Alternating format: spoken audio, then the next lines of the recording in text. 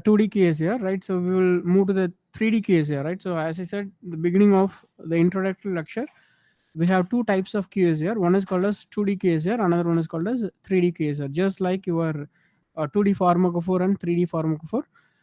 Actually, we have not only 3D, right? So we have a 4D descriptor. We have there are multiple dimension for QSAR. As a beginner, right? So we should be very thorough about what is 2D QSAR and what is 3D QSAR. So let's move on to 3D QSAR. We'll see the basics of 3D QSAR. How does the 3D QSAR differ from 2D QSAR? What makes the difference, right? Sorry. So actually, if you think of the biological response, the drug molecule goes and bind to the binding site. So because of the binding of the drug molecule to the binding site, binding pocket, there is a formation of drug receptor complex, which eventually lead for the biological response. It's the basics of the pharmacology, right? But in case of 2D QSAR, we just take the 2D structure and we calculate different descriptors and we correlate. So which descriptors are having connection with the biological activity. But in real scenario, there may be something else which may happen for the formation of or production of the biological response. In the sense that we have to think the drug molecule in its three-dimensional space, not in its 2D space. That's the first difference between the 2D QSAR and the 3D QSAR. Don't get confused with 3D descriptor and 3D QSAR. 3D descriptor is completely different. So any descriptor value calculated using the three-dimensional structure of the molecule, then those descriptors are called as 3D descriptor. Anyway, in 2D QSAR, we play only with the various descriptors whose values calculated either using 1D structure of the molecule or 2D structure of the molecule or 3D structure of the molecule. We do not give importance for the interaction. Sorry. So we do not give importance for the interaction that is taking place between the protein and the ligand three-dimensional space. So in 3D QSAR, we understood the molecular details by identifying the interaction and the forces. Very important. So mainly this 3D QSAR deals with different forces, attraction forces, which takes place between the drug molecule and the protein molecule. And we are interested because the molecular binding occurs in three-dimensional space.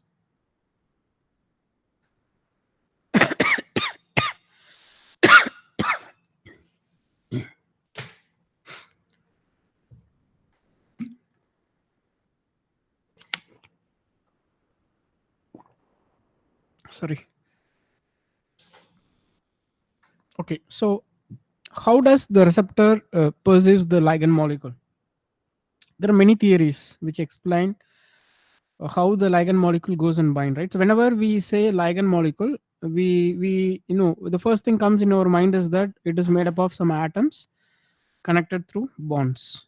That is how we visualize the ligand molecule. But actually the basic concept of 3D QSAR is that the ligand molecule, it has some force on it. There are some forces which are already present within the ligand molecule. The two important forces predominantly we are interested to study the interaction between the drug molecule and the drug target is, first one is the electrostatic interaction, another one is the steric or van der Waals interaction. Okay, we can say either it has interaction or forces. So we are mainly interested on two types of forces. One is the van der Waals force, another one is the electrostatic force, because this is the most predominant type of force or interaction that takes place between the drug molecule and the binding pocket. So the important point is that the receptor does not see the ligand molecule as set of atoms or bond. It receives the ligand molecule as a force, predominantly of the electrostatic and the steric van der Waals force. Statistical correlation. So here also we are going to use some statistical correlation. like what we have used in the 2D QSR. So this 3D QSR will enable the comparison of 3D molecular force, so sometimes called as field. This electrostatic forces and this van der Waals force, steric forces, these are called as field, produced in vicinity of different compounds to find correlation between biological activity and field. Very important thing. This makes the difference between the 2D QSR and 3D QSR. The correlation in case of 3D QSR is made between biological activity and the various forces or field. But in case of 2D QSR, the correlation is made between the biological activity and various descriptor. Not necessarily those descriptors should be any forces or field. It's a very simple, illustration to understand what exactly is the meaning of 3D QSR.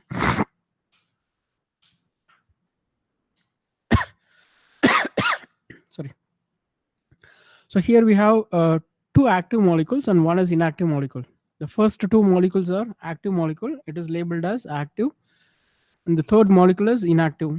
It's labeled as inactive. So if you compare the structure of 1, 2, and 3, they are structurally very similar. Okay, first molecule, second molecule, third molecule. The scaffold is same, structurally highly similar, but some small changes there. So in case of molecule 2, okay, so here we have oxygen atom, red color, right? Here we have nitrogen, here we have oxygen, here we have sulfur. That is the only difference between the three molecule. All other atoms are almost same. Not almost, exactly, they are same. So if you compare the field around this region, this molecule, this region in this molecule, and this region in this molecule, the field is going to be same, because the field depends on the type of atoms that is present. Since all the three molecules, they have the same atoms at the same position, the field is same. It's actually a three-dimensional field. You have to visualize this molecule three-dimensionally, right? But here we have some change. Because of that change, okay, so nitrogen, oxygen, if we compare, the field is same. Maybe the electronic property of nitrogen, oxygen, it may be very similar. Because of that, the field is same. But if you change that to sulfur instead of nitrogen or oxygen, now the field is changed. Now if you compare the field, don't look at the structure of the molecules. You have to look at only the field. Compare the field of the first molecule, field of the second molecule, and field of the third molecule. So we can say that first molecule and second molecule, they have very similar field. That's why they are active in nature. The third molecule is differing in the field, okay, which makes the molecule as inactive. So this is the comparison, the field comparison, which we do normally in the 3D QSR. This type of analysis we won't do in the 2D QSR. So quickly, already you completed your molecular modeling. Other papers you might studied the very detailed about the various intermolecular forces. So this is electrostatic energy. Okay, so this electrostatic energy is expressed as inverse of distance of interacting atoms. So the strength of the electrostatic force that depends on the distance between the interacting atoms. Okay. So whereas the steric energy depends on inverse of the 12th power. So electrostatic is long range 1 by r, and van der Waals potential is short range 1 by r to the power of 12. So as we know that this electrostatic field, okay, it can be either attractive force or repulsive force. So here we have two charged particles, A and B. So they can interact with each other. It's not interaction, it's going to be repulsion. They can repel each other because they are same charge. Is a formula for calculating the electrostatic field. EES is equal to Q naught qa times qb by r ab. So qa qb are the two charged particles, rab is the distance between them, right? So it can be attractive force like this. A has the positive charge, B has the negative charge.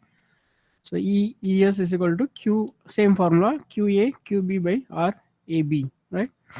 So here the energy will be less than zero for attractive force, very important. For the repulsive force, it will be greater than 1. So that is why the docking, right? So while doing the docking, we expect the value to be on negative side. Negative means it is attraction. So if you get any value positive, right, so which means that that is a kind of repulsion.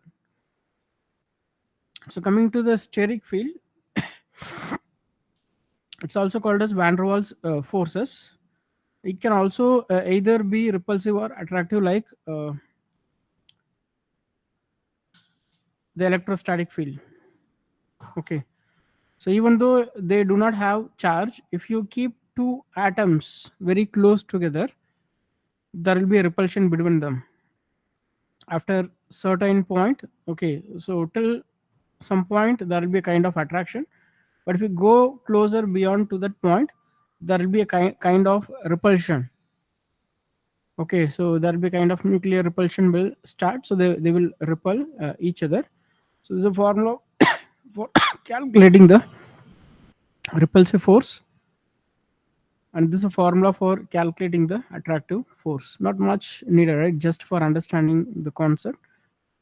So what is the difference between 2D QSAR and 3D QSAR? So as of now, our understanding is that 3D QSAR, it mainly deals with some kind of forces. So we'll try to correlate the biological activity with some kind of force, mainly the electrostatic force and steric or van der Waals forces. The another important difference is that in case of 2D QSAR, the common thing is that in case of 2D QSAR and 3D QSAR, we use some descriptor. Because we cannot directly relate the structure to the biological activity, we can relate only through the descriptor. No change in that concept, even for 3D QSAR.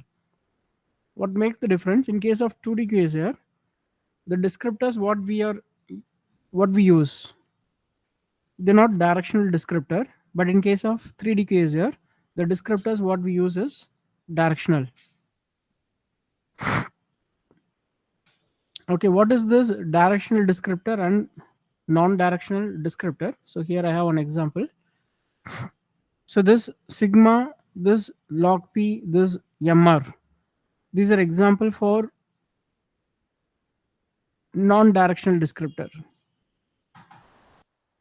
But if you take this mif, this is example for directional descriptor. What does it mean? So if you calculate the sigma value for the given compound in any direction, the value will not change. It's going to be same. Similarly, if you calculate the log p value, you know how to calculate the p, partition coefficient. So if you calculate the partition coefficient of any molecule in any direction, irrespective of the direction in which we calculate, the value will be same.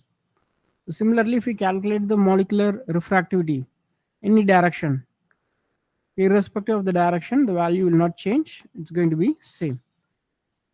Okay, so these are the descriptor that are example for non-directional descriptor. But if you take this MIF, in a moment I will tell what is that.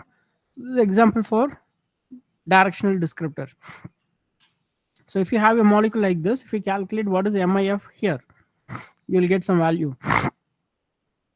For the same molecule, if you calculate what is the MIF at this point, the value will get changed. Because this value, it's a force which we calculate. So depending upon what type of atom present in that point, what are the atoms which are present closer to that, that is going to determine what's the value for this point, what's the value for this point, what's the value for this point. Since the same descriptor value differ if we change the direction of measure, these descriptors are called as directional descriptors. So these are the descriptors which are mainly used in 3D QSAR to make the correlation. What is this MIF? MIF is called as molecular interaction field. So molecular interaction field is an example for directional descriptor very commonly used in 3D QSAR.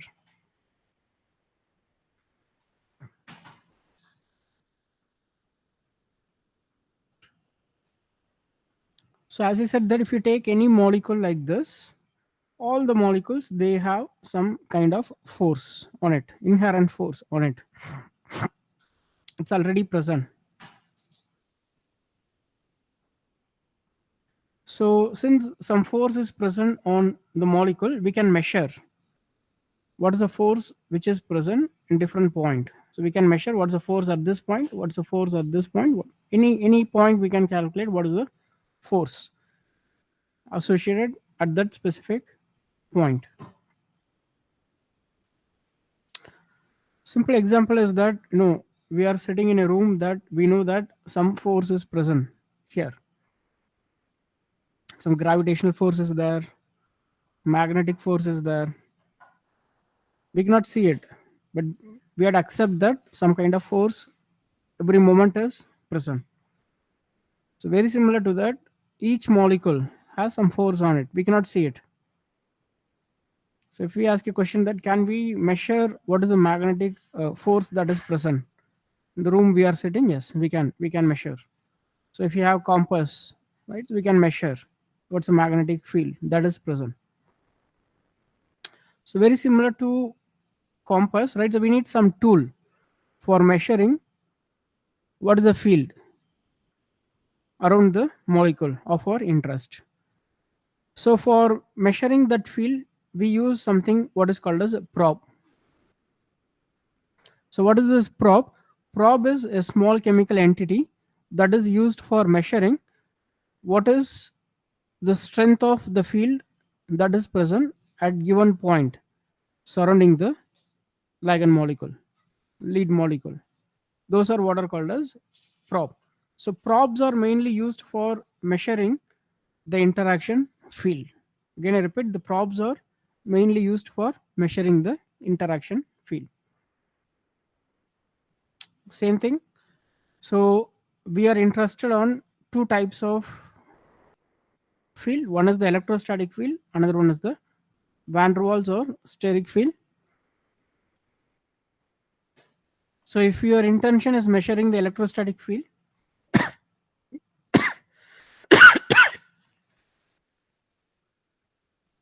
so if your intention is measuring the electrostatic field, then you have to use the probe, suitable probe, which can be used for measuring the electrostatic field. If your intention is measuring the steric field, we cannot use the same probe, we cannot use the same chemical entity, we have to change it. We have to look for some suitable chemical entity can be used for measuring the steric field or the van der Waals field. Simple thing. So you have the ligand molecule, you have to keep the probe close to that. A suitable probe which can be used for measuring the van der Waals. If you keep any position, that will tell what is the field on that specific point. Similarly, if you take any probe which can measure the uh, electrostatic field, if you keep anywhere around the molecule, that will tell what is the field around that uh, in that specific point.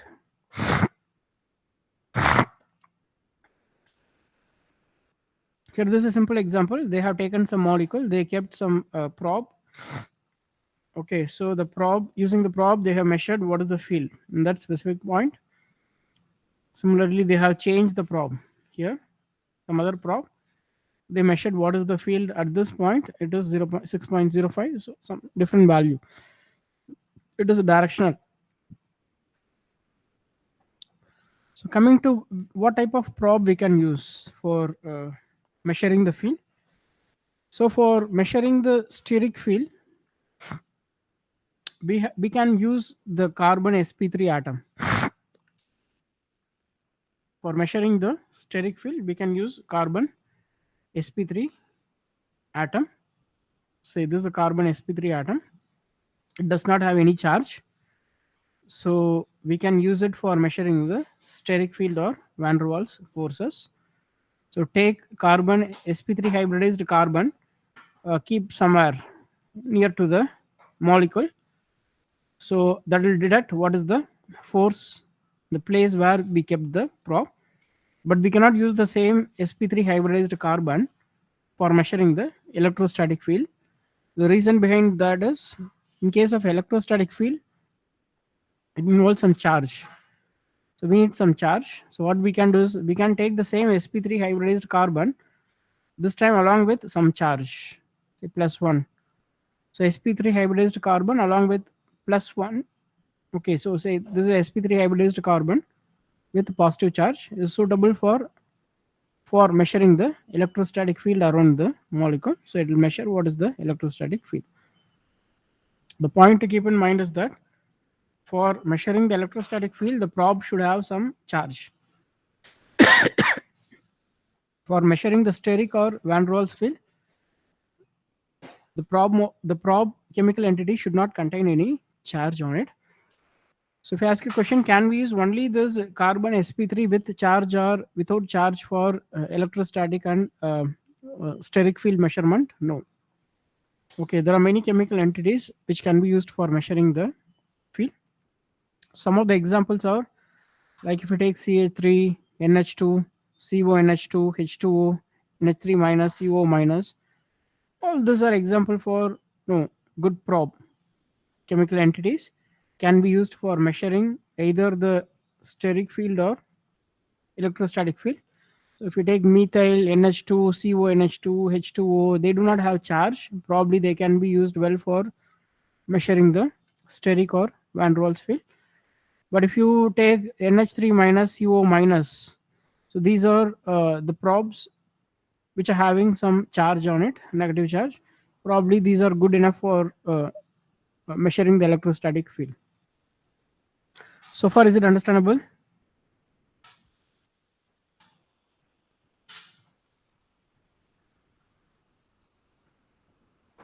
Yes, sir. Okay.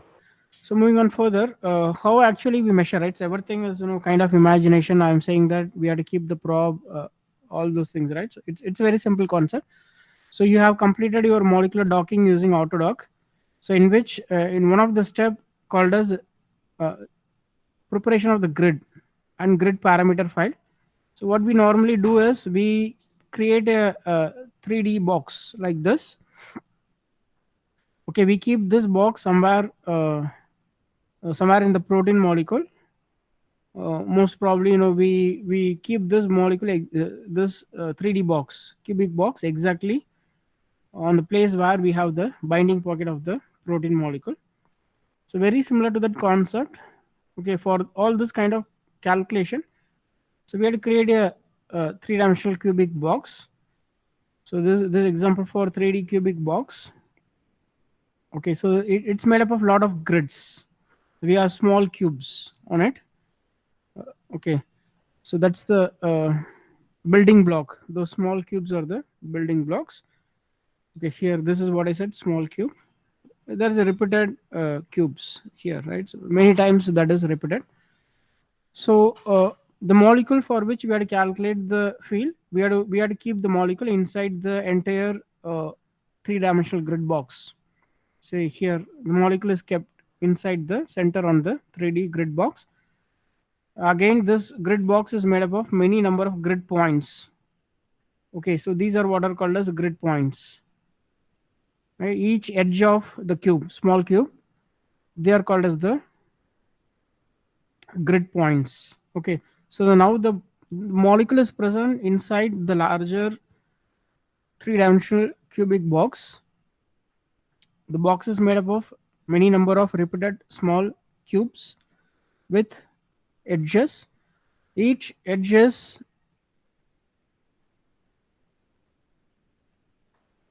of this edge is called as grid point. So what we have to do is that there will be many number of grid points, many number of edges, right? So in each grid point, we have to keep the probe. Again, I repeat, each grid point we have to keep the probe. So how many probes we have to keep? We have to keep at least 2 probe in each grid point.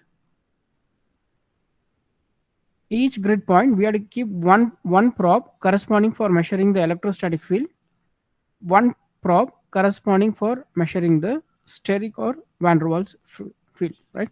It's a basic idea. So again, I just keep right. So these are you might study in your molecular modeling in very detailed way. So for calculating the electrostatic field, this is the formula that is used. There's a QIQP. So QIQP. Just few minutes before I have told that a distance between the two uh, particles. So here this is QI is uh, the position of the ligand molecule, and QP is where we kept the probe. The distance is the QI QP here. All other formula is same. So if you keep the probe molecule here, and if you use this formula, EES is equal to 1 by 4 pi epsilon naught summation I is equal to 1 to n QI QP over RI. QA is the point on the ligand, QP is the point on the probe, RI is the distance between QI and QP. So then using this formula, we can measure what is the electrostatic interaction field at this point. Okay. So similarly, for calculating the steric field, the formula is slightly different. It's the electrostatic field is long range and this is a short range. So ES is equal to summation of I is equal to 1 to n A by R to the power of 12 minus B by R to the power of 6. Okay, so using this formula, we can calculate what is the steric interaction field at that position where we kept the probe. So how to visualize the MIF? Normally, it is visualized as not as values. Even though we calculate many number of values, each grid point, several thousands of grid points will be there. Each point will carry 2 value, but we do not visualize the value because that's not going to make any sense, right? So we convert those value into some graphical representation called as iso potential surface or contour map. So this dots nothing but a visual representation of the data. Okay, so this is the way how actually we visualize the output. So what are the interaction fields, right? So far, I emphasize on only on 2 types of interaction field. One is the steric field, another one is the electrostatic field. But it is not necessary that we had always look into only the electrostatic and steric field. Even though they are predominantly studied field, we can also study the molecular lipophilicity in terms of field. We can study the hydrophobic field, can study the hydrogen bond field.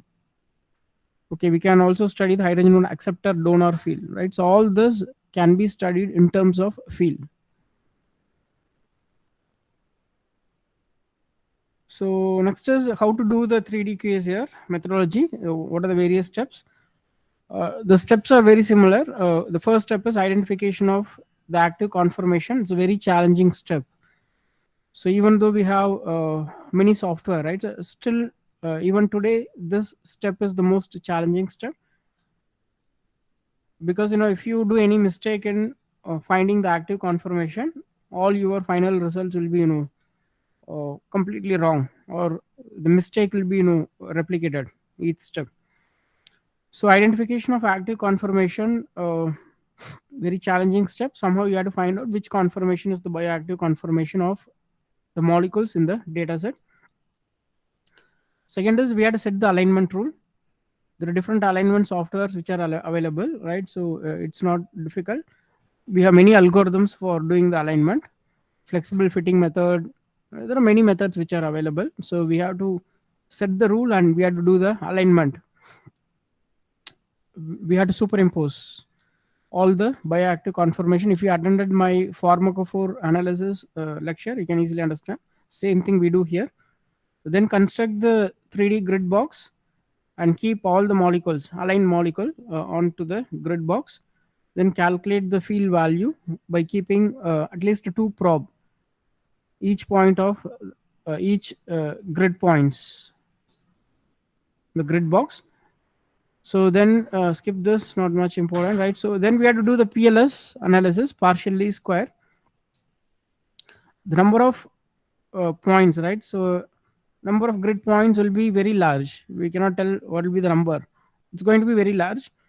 If you compare that data points with the number of compounds in the data set, number of compounds will be very less. Okay, so we have many you know much higher number of data points comparing to the number of compounds in the data set. We cannot make the correlation that easily. We have to reduce the dimension. For reducing the dimension, we use some statistical methods like partial least square method. So once if you're done with that, then we have to interpret the result. As I said that we do not visualize the values. There is no meaning of visualizing the value. We cannot get anything out of that. So what we have to do is that we have to convert those into some meaningful graphical output called as contour map.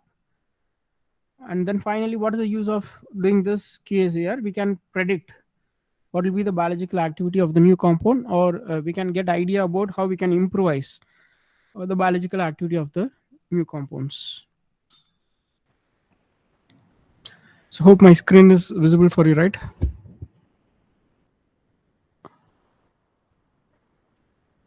Yes, sir. Okay, so this is where I think I stopped in the previous class. So we started discussing about what is 3D QSAR, what makes the difference between 2D QSAR and 3D QSAR.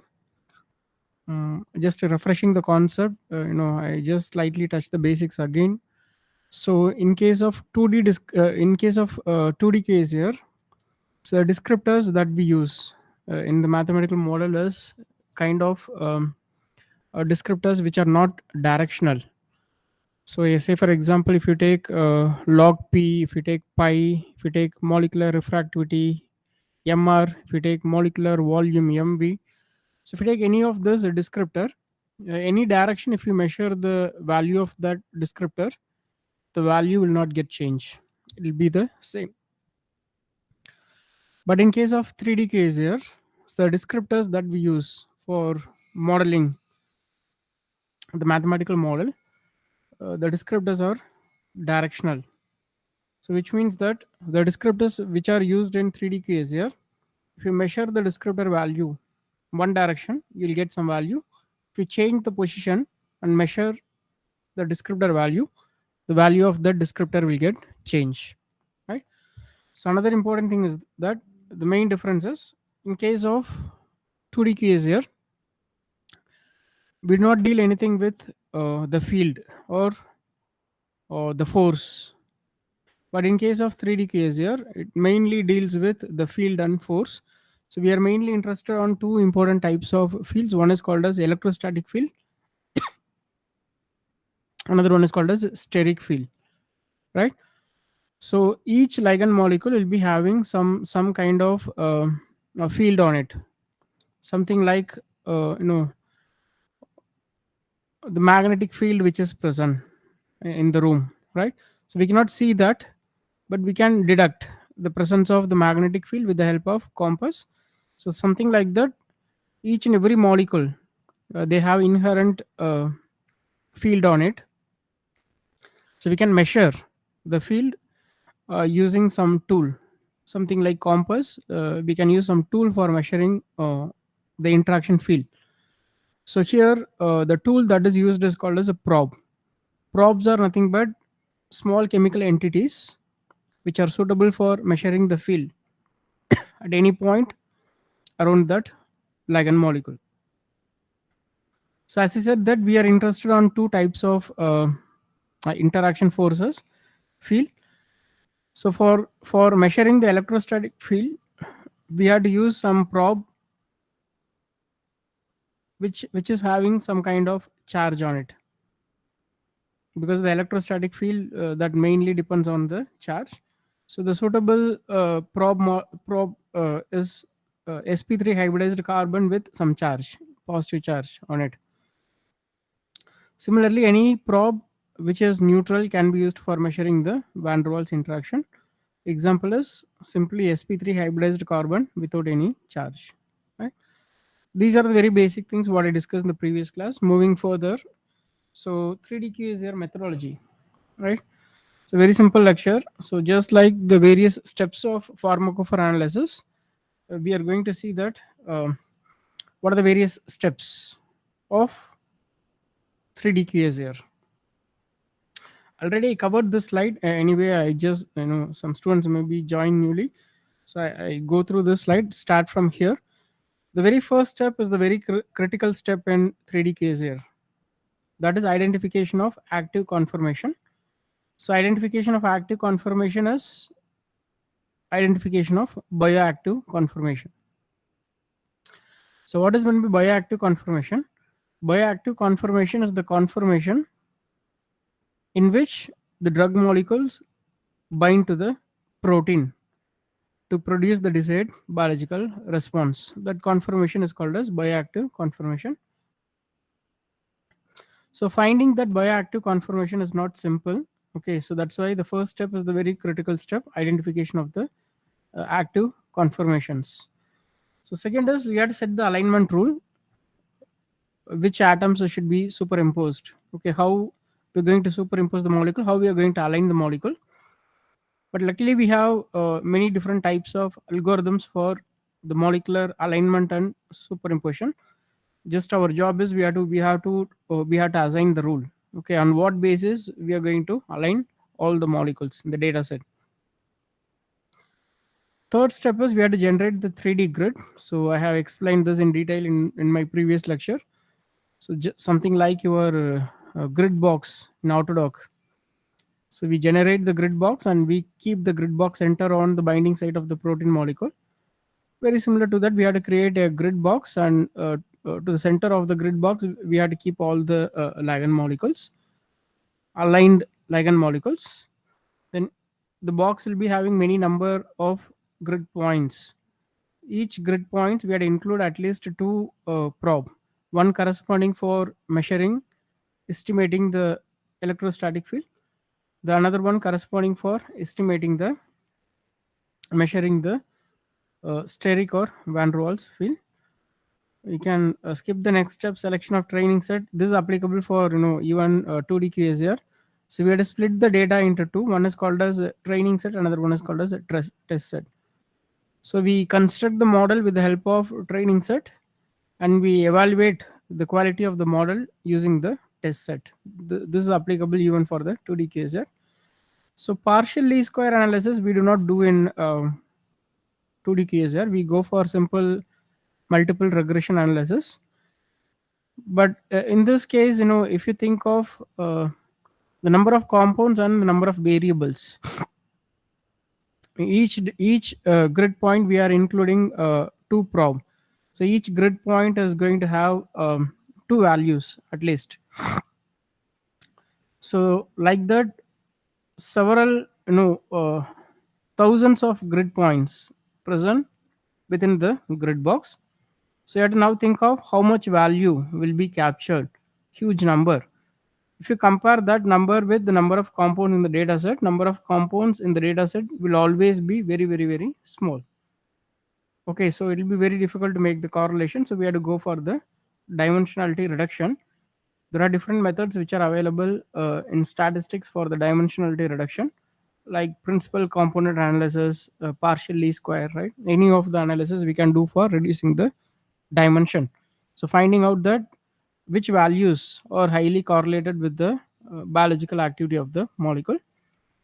Then, as I said in the previous lecture, that we cannot do anything with the numerical values, just their values, right? So we have to convert those numerical values into some meaningful way as a colorful graph called as contour map. So using the contour map, we can do the interpretation of the result of 3D QSR. So then, just like 2D QSR, one of the important final objective of 3D QSR is also that we can predict the biological activity of the new compounds. Okay, so these are the various steps of 3D QSR. So we'll see each step in no little more detail. So this is the first and second step: identification of bioactive conformation and alignment rule. So as I said, that's a very crucial step. If you do any mistake in this step, the entire process will go wrong. In the sense that if you make any mistake here, that will be replicated till the end, or till the development of the model. We cannot say that the predictive power of the model will be good if we do any mistake in the very first or the initial step. So when the complexity arises, the complexity mainly arises if your data set has structurally diverse compound. So now we have to compare this with the pharmacophore analysis. While talking about the pharmacophore analysis, I told that the compounds in the data set should be structurally diverse. One of the primary aim objective while choosing the molecules for pharmacophore analysis is we need structurally diverse compound. But in case of QSAR, we do not need structurally diverse compound, because if you have structurally diverse compound, it will be very difficult for you to do the alignment. Okay, so that's why we do not prefer for structurally diverse compound for the QSAR. So coming to the alignment part, we have to set the rule for alignment. On what basis we are going to align? Okay, so if you think of aligning two protein molecule structure, so we just take the backbone, and based on the similarity of the amino acid, we do the alignment. These are not protein, right? So we have to do the alignment for the small molecules, and this data set may have slightly structurally diverse molecule. There should be some way for doing the alignment properly. So as an end user, we have to define the alignment rule, which need some kind of experience, right?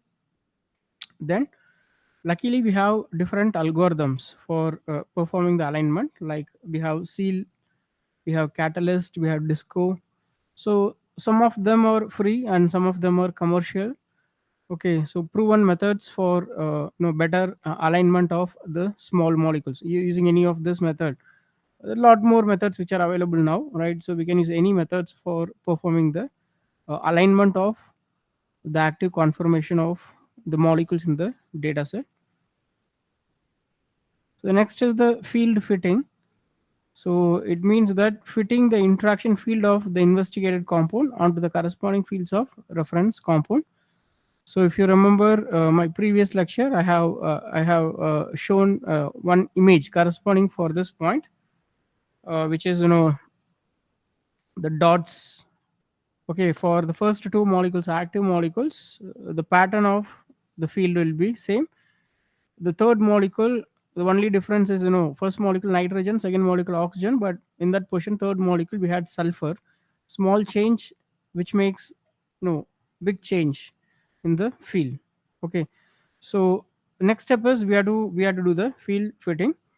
So interesting thing is that uh, it is not possible to have one best method for performing this alignment. There are different best ways or unique ways we can align the molecule. Okay, if the molecules are highly flexible. That is the first and second step. The third step of this process is we have to generate the box, 3D box, 3D grid box, construction of the 3D grid box, and calculation of the field value is the next step. There are some criterias we have to follow while creating the grid box and keeping the molecule inside the grid box. So the first condition is that the 3D grid box should be spanned around all the molecules. So if you have 50 molecules data set, so your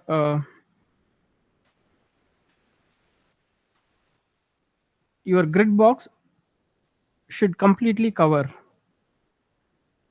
all the molecules which are present in your data set for which you made the alignment. So we have to fill the grid box with grid points. There should be some equal distance between any two grid points. within the grid box. This is even same thing what we did for Autodoc, right?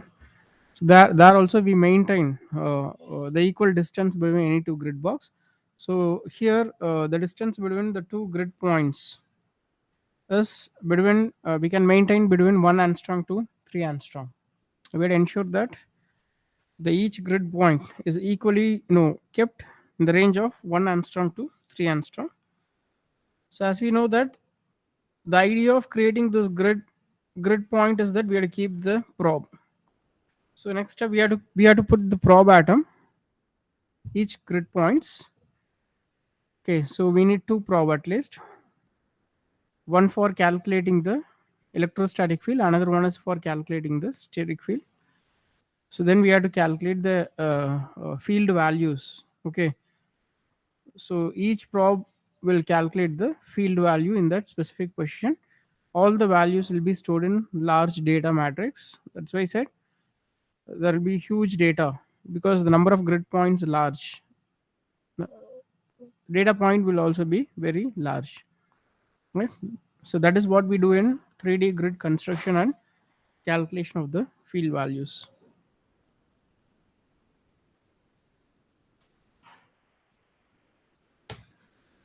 So next is the partial least square analysis.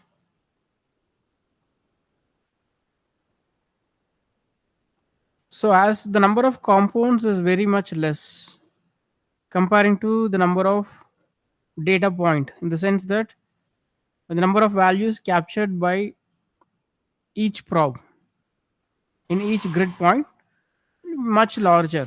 So to reduce the dimension, we had to use some statistical methods like partial least square analysis or principal component analysis. Any methods can be used. So this is what I said. The number of variables will surely exceed the number of compounds in the data set, and we had to use some techniques like partial least square to reduce the dimension. So also we had to use some method for validation. So one simple method used in 3D QSAR for validation is called as cross validation. So this cross validation is basically used for judging the predictivity and the statistical quality of the derived 3D QSAR. This cross validation is not only applicable for the 3D QSAR, even in 2D QSAR we do the cross validation. So something like if you have the data set, okay, so first we'll do the model for all the compounds, then we will remove one compound from that, we'll do the model, and we take that compound back and we remove the another compound and we check the quality of the model. This is what is called as the cross validation, that is applicable for both 2D QSAR as well as for the 3D QSAR. So once if you're done with all this, the next thing is that we have to visualize the data in some meaningful way, right? So as a final year students, you may know now that how much important is visualizing the data in very proper way. So just having the value in each probe, two values each grid point, it's not going to make any sense, right? So we have to visualize that. So the similar values will be clustered together. I'm not going very detailed, not much important, right? Then those results will be, the correlated points will be, visualized as a contour map. Okay, so I just show one example, right? So this is actually a research paper. So the title of the paper is, it's published in Biochemistry Journal. The title of the paper is Steroid Protein Interactions, Human Corticosteroid Binding Globulin, Some Physiochemical Properties and Binding Specificity. Right. So here you can see this is a data set what they have used for constructing this 3D case here. So are they structurally similar or diverse?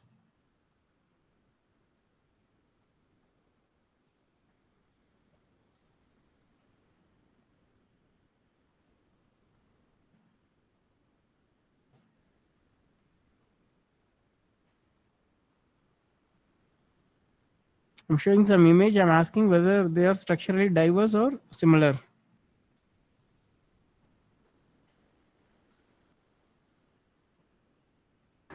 Similar, sir. Similar, right? So we had ensured that the molecules are not so structurally diverse. There can be some structural diversity, but it should not be uh, to great extent. Okay. Otherwise, it will be very difficult to get some good model with predictive power. Okay. That's why structurally similar compounds they have taken all are steroid molecules. Only difference is you can see some functional group variation. The scaffold is going to be same in almost all the compounds. So this part is going to be same in all the compounds. So this is a way how to choose the uh, you know molecules for your QSAR analysis, right? So they went for modeling. So this is a model what they got. Now you have to remember the Hunch equation. So we studied that log 1 by c. Just for example, log 1 by c is equal to 0.33 log p plus 1.23. Some equation like this we already discussed for 2D case here, in which log p is the descriptor. So here if you look at the equation for 3D case here,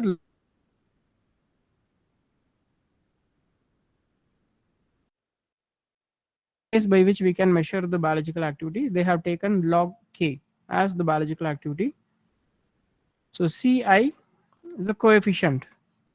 So here 0.33 is the coefficient of log p, something like that. Ca is the coefficient of the directional descriptor steric, and Cj is the coefficient of electrostatic. So here they use the descriptor that are related to some field, interaction fields. Very important for examination point is how to cross validate. Okay, so this is a formula what they use for calculating the cross validation. Okay, so actually they have calculated 1600 variables, not much important for our discussion. Q square is equal to 1.0 minus summation of predicted I minus experimental I. So if you remember uh, either the Hunch equation or free Wilson analysis, I have shown some table in which they compared the experimental value with the predicted value by the model. So this is the predicted value, summation of predicted value for ith point minus experimental value for the ith point square by summation of exp I minus exp whole square. So using this formula, we can cross validate the model. So the R square for the training compounds, they have got 0.901, which is a good value. And root mean square, they got root mean square error, they got 0.361. And for the test compound, they have got the root mean square error as 0.471. That is, actually acceptable range. We cannot say it's a bad model. So this is the final output what they have displayed in the paper. Okay, this is how you will get the final result from 3D QSAR. So in 2D QSAR, one session I discussed how to interpret the result. If you remember, hydrophobic correlation we have taken. Okay, so I told what is the n by 5 rule, what's the R square, what's the standard error, then how many descriptors are there, n by 5 rule, then what's the regression coefficient value, whether the regression coefficient value is a positive sign or negative sign, whether it's a steric descriptor or electronic descriptor or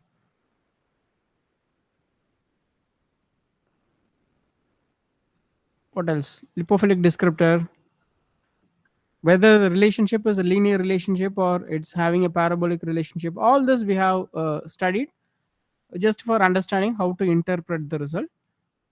But there is no big thing like that in case of 3D QSAR, because the results are very easily represented as contour map, colorful map. So here we have four color. Okay, the color code almost will be very common among all the 3D QSAR software, irrespective of which software you are using. Most probably the color code will be the same. They use four color. Okay, so two colors corresponding for electrostatic and two corresponding for the steric or van der Waals field.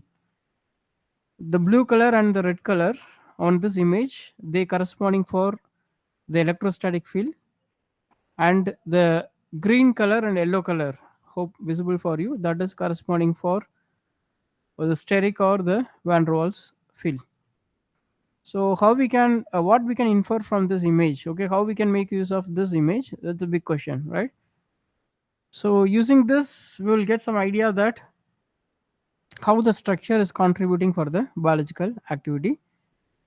So wherever you have this blue color, which indicates that uh, uh, the atoms or the functional groups which are present near to that place is positively contributing for the electrostatic field, in the sense positively contributing for the biological activity. On the other hand, where we have the red color, place where the functional group is negatively contributing. Okay, so we have to make some change. We have to decrease the electrostatic property of the atoms or functional groups which are present in this region. So if possible, we have to improvise the atoms or functional groups which can participate in the electrostatic interaction in this region. So positive and negative correlation. Similarly, if you take the yellow color and green color, so the yellow color is the groups which are present near to that region is positively contributing for the steric interaction. Okay, so which means that we can increase the bulkiness in this region. At the same time, the green color is the negatively contributing for the steric property. So we should not increase the size in that region. We have to decrease the size in that region. Okay, that is what that's how we can interpret the results of 3D QSR. Is that understandable?